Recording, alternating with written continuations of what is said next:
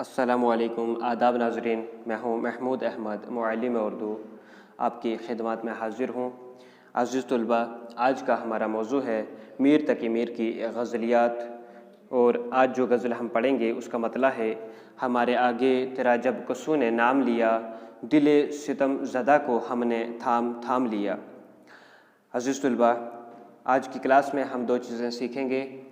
ایک یہ کہ غزل کا حوالہ کیسے دیا جاتا ہے، اور دوسرا تشریح کیسے کرنی ہے۔ دو چیزیں، تو سب سے پہلے یہ جو غزل آپ کو یہاں دکھائی گئی ہے، آپ اس کو ویڈیو پاز کر کے پوری پڑھیں ایک بار اشعار، اور پھر ہم ایک ایک شعر کی تشریح کریں گے۔ سب سے پہلے میں آپ کو بتا رہا ہوں کہ حوالہ کیسے کرنا ہے، آپ توجہ فرمائیں اور شروع سے آخر تک پورا لیکچر سنیں، اور آخر پر پوچھے گئے چند سوالات کے جوابات کمنٹ کے ذریعے بتائیں۔ عزیز طلباء، یاد رہے کہ غزل کے ہر شعر کے معنی جدا گانا ہوتے ہیں، یعنی الگ الگ ہوتے ہیں، اور ہر شعر کے معنی الگ ہونے کی وجہ سے ہر ایک شعر کا حوالہ الگ سے دیا جاتا ہے۔ اور حوالہ دینے کے لیے آپ کو جو غزل میں جس چیز کا دھیان رکھنا ہے تو وہ یہ ہے کہ شعر کس کی غزل سے لیا گیا ہے، یعنی کون سے شاعر کی غزل کا یہ شعر ہے، اس میں یہ پہچان ہونا ضروری ہے۔ تو اس کے لیے آپ کے لیے آسان طریقہ یہی ہے اشعار کو یاد رکھنے کا کہ کون سی غزل کس شاعر کی ہے، تو آپ اس کا جو ردیف ہے، آخر والے جو الفاظ ہیں دوسرے مصرعے کے، تو وہ آپ یاد رکھیں کہ ہم اگر مان لیتے ہیں کہ میر کی یہ غزل ہے تو اس کا ردیف کون سا ہوگا۔ جیسے اس کے آخر پر ہم نے دیکھا نام لیا، تھام لیا، سلام لیا، تو لیا لفظ آپ یاد رکھیں گے کہ میر کی غزل کا یہ کیا ہے، ردیف ہے، اور یہ لیا لفظ والی جو غزل ہے یہ میر کی ہے۔ تو اس طرح آپ کو حوالہ دینے میں آسانی ہوگی۔ اور عزیز طلباء، دوسری بات آپ نے جو یاد رکھنی ہے کہ اگر جب امتحان میں آپ کو پوچھے جائیں گے اشعار، تو اگر وہ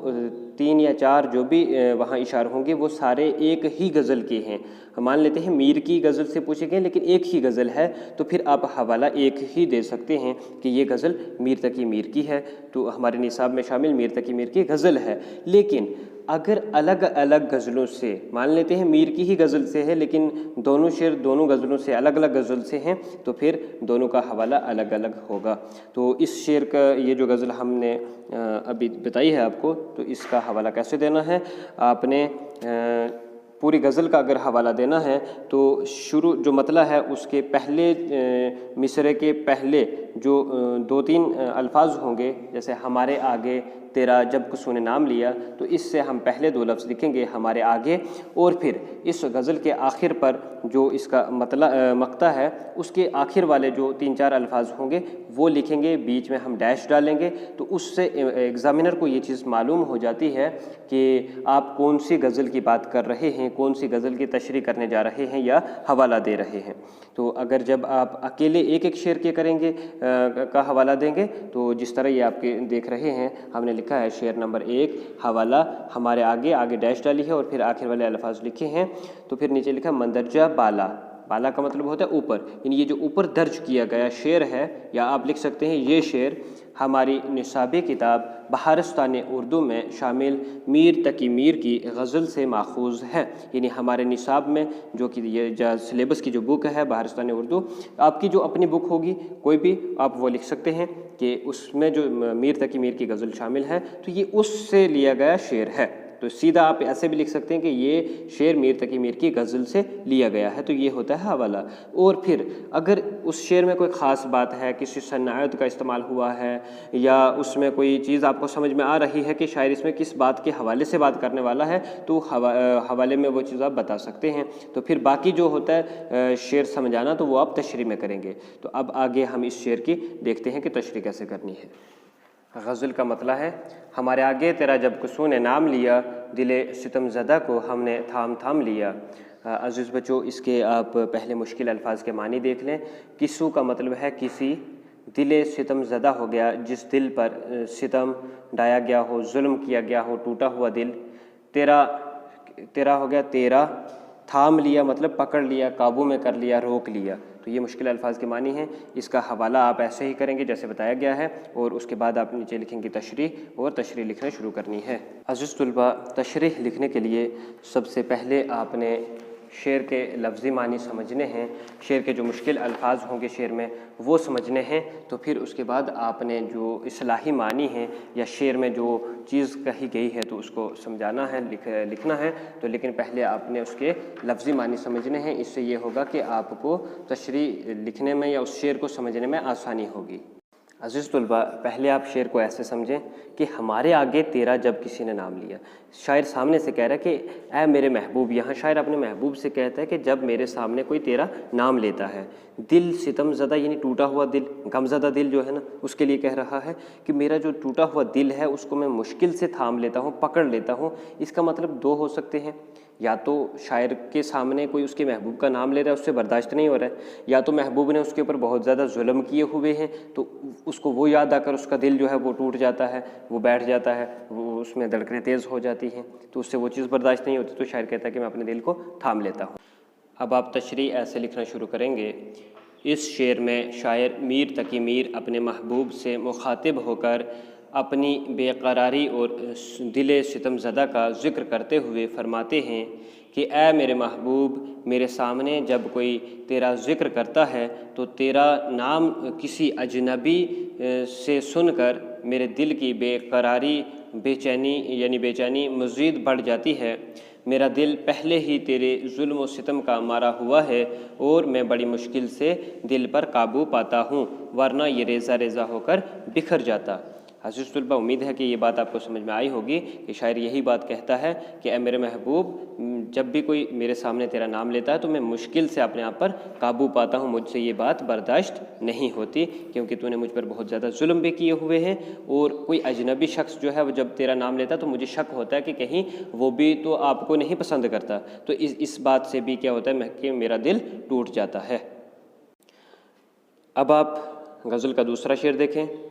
وہ کج روش نہ ملا راستی میں مجھ سے کبو، نہ سدھی طرح سے ان نے میرا سلام لیا۔ عزیز طلباء، پہلے آپ مشکل الفاظ کے معنی دیکھیں۔ کج روش کا مطلب ہے ٹیڑھی چال والا، یعنی بے وفا، ظالم، سنگ دل، اور راستی کا مطلب ہے درست اور سیدھے طریقے سے، صحیح طریقے سے، یعنی اخلاق و محبت کے ساتھ، سچائی کے ساتھ، ایمانداری کے ساتھ۔ عزیز طلباء، امتحان میں آپ کے پاس وقت کم ہوتا ہے، آپ وہاں پورے اشعار نہیں لکھ سکتے، اس لیے آپ نے کیا کرنا ہے کہ شعر کے پہلے چند الفاظ لکھ کر اور آخر والے چند لکھ کر تو ڈیش ڈال دینی ہے، تاکہ ایگزامینر سمجھ جائے کہ آپ کس شعر کا حوالہ دے رہے ہیں یا تشریح کرنے والے ہیں۔ تو اب آپ نے اس شعر کا بھی ایسے ہی حوالہ دینا ہے اور پھر نیچے تشریح لکھنی ہے۔ پہلے آپ لفظی معنی دیکھ لیں، یعنی وہ کج روش یعنی وہ ٹیڑھی چال والا، نہ ملا راستی سے مجھ سے کبھی، یعنی کبھی ایمانداری سے، کبھی محبت کے ساتھ، خلوص کے ساتھ، وہ ہمدردی کے ساتھ وہ مجھے نہیں ملا،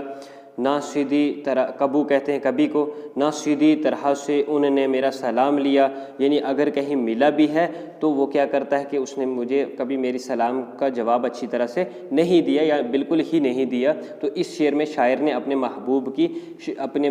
کی جو اس کی طرز تغافل ہے، مغروری ہے، اس حوالے سے ذکر کرتے ہوئے شاعر فرماتے ہیں۔ تو اب آپ اس کی جو تشریح ہے صحیح معنوں میں وہ لکھیں گے، اس کو اس طرح سے لکھنا ہے کہ اس شعر میں شاعر اپنے محبوب کے طرز تغافل کا ذکر کرتے ہوئے فرماتے ہیں کہ میرا محبوب اتنا ظالم اور سنگ دل ہے کہ وہ کبھی بھی مجھ سے سیدھی طرح سے یعنی اخلاق و محبت کے ساتھ پیش نہیں آیا، وہ اس قدر مغرور ہے اور ٹیڑھی چال والا ہے کہ کبھی اخلاق و محبت سے ملاقات نہیں کی، اور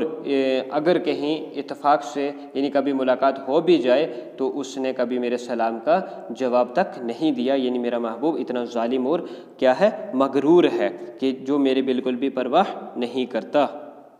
عزیز طلباء، اب آپ تیسرا شعر دیکھیں۔ میرے سلیقے سے میری نبی محبت میں، تمام عمر میں ناکامیوں سے کام لیا۔ اس شعر کے مشکل الفاظ کے معنی دیکھ لیں۔ سلیقہ ہوتا ہے طریقہ، لیاقت، کام کرنے کا طریقہ، اور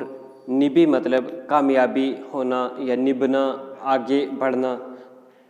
اب آپ اس شعر کا بھی حوالہ اسی طرح لکھیں گے جیسے آپ کو بتایا ہے، تو پھر تشریح لکھنی ہے۔ شعر کے لفظی معنی دیکھیں کہ میرے سلیقے سے میری نبی محبت میں، یعنی میرے طریقے سے، میرے طور طریقے سے ہی، میری وجہ سے ہی میری نبی محبت میں، مجھے محبت میں کامیابی ملی، میں محبت کے راستے میں آگے بڑھا، تمام عمر میں ناکامیوں سے کام لیا، ورنہ جو تھا مجھے ہمیشہ پوری عمر جو ہے وہ ناکامیاں ملتی رہی، میری جو قسمت ہے، مقدر ہے، اس میں ناکامیاں تھیں۔ تو اگر مجھے اس محبت کے راستے میں کامیابی حاصل ہوئی ہے تو وہ محض میرے طریقے کی وجہ سے۔ تو اتنا مختصر سے بھی آپ لکھ سکتے ہیں، اور تفصیل سے آپ اس طرح سے لکھیں گے۔ اس شعر میں میر فرماتے ہیں کہ مجھے محبت میں ہمیشہ ناکامیاں اور محرومیاں ہی ملتی رہی، اس کے باوجود میں محبت کی رسم نبھاتا رہا، اس راستے پر اپنے قدم ڈگمگانے نہیں دیے، اور میں نے اگر ایسی حالت میں محبت کی رسم نبھائی ہے تو وہ صرف میرے محبت نبھانے کے سلیقے کی وجہ سے، ورنہ میرے مقدر میں تو ہمیشہ ناکامیاں ہی لکھی تھیں۔ آپ یہ چیز سمجھ گئے ہیں کہ یہاں پر شاعر یہی چیز کہتا ہے کہ اگر مجھے جو بھی محبت میں کامیابی ہوئی، یا اتنی دیر تک میں محبت کے راستے پر چلتا رہا یا ٹکا رہا، اس حد تک پہنچا، تو وہ محض میرے طریقے کی وجہ سے، محبت نبھانے کے سلیقے کی وجہ سے۔ عزیز طلباء، اب اس غزل کا آخری شعر یعنی اس غزل کا مقطع دیکھیں۔ گرچہ گوشہ گزیں ہوں میں شاعروں میں میر، پہ میرے شعر نے روئے زمین تمام لیا۔ اس شعر کے مشکل الفاظ کے معنی دیکھیں۔ گوشہ گزیں کا مطلب ہے کونے میں پڑا رہنا، چھپا ہوا، تنہائی پسند۔ عزیز طلباء،